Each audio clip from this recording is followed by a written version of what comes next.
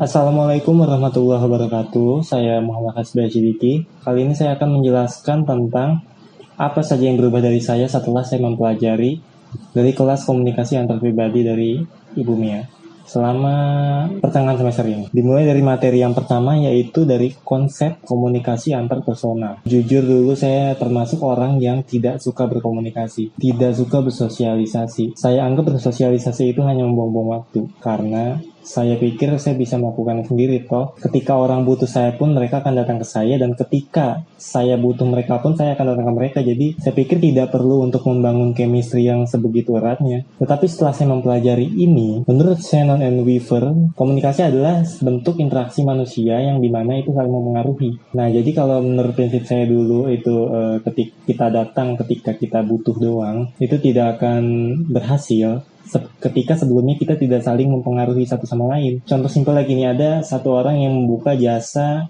misalnya jasa untuk desain poster, desain segala macam lah.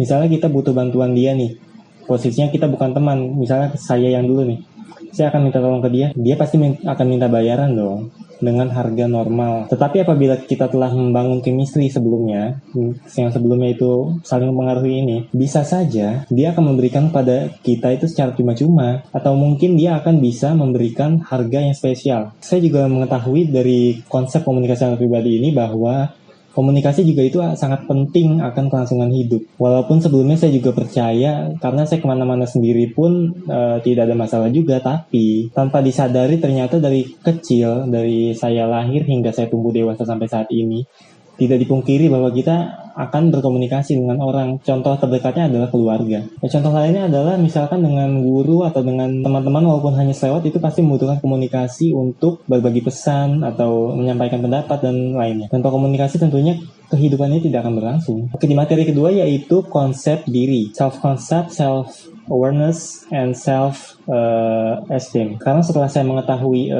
tentang diri saya mempelajari tentang betapa pentingnya kita untuk mempelajari tentang diri kita sendiri.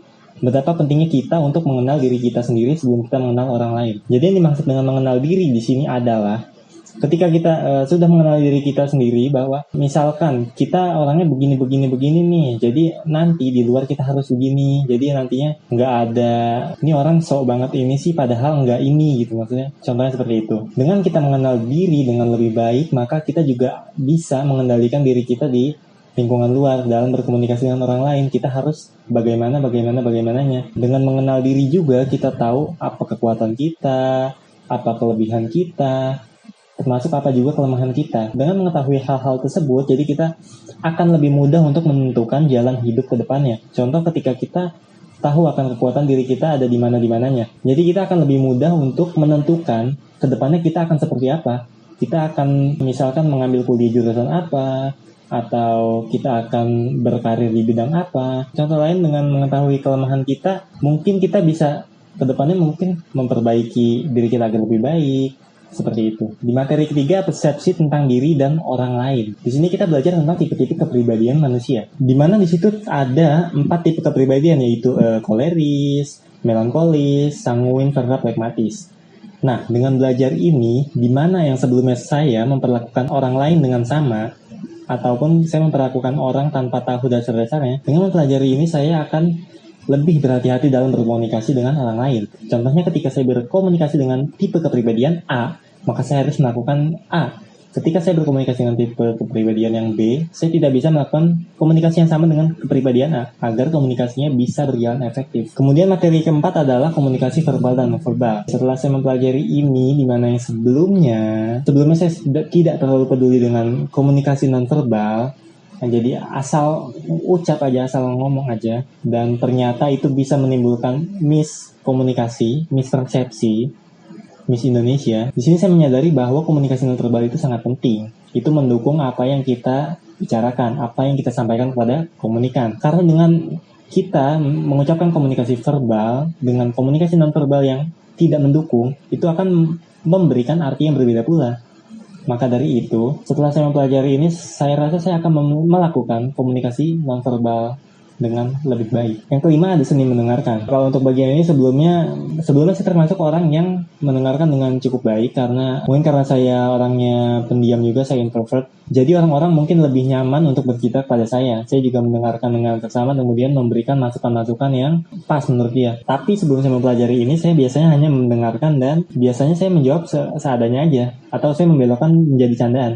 Dan setelah mempelajari ini, saya menyadari bahwa mendengarkan tidak hanya menangkap suaranya, tetapi kita harus mengolah itu dan memberikan feedback, memberikan masukan-masukan kepada si pembicara itu. Oke, itu semua tentunya semuanya belum saya implementasikan. Setelah belajar ini, belum semuanya saya implementasikan langsung di dunia nyata kepada orang-orang luar, karena kondisi yang sedang pandemi ini. Jadi saya belum ada kesempatan untuk berinteraksi dengan orang-orang banyak di luar sana. Tapi saya sudah mempraktekannya dengan keluarga-keluarga saya di sini. Oke, jadi kesimpulannya setelah saya mempelajari ini dari sebelumnya saya seperti ini,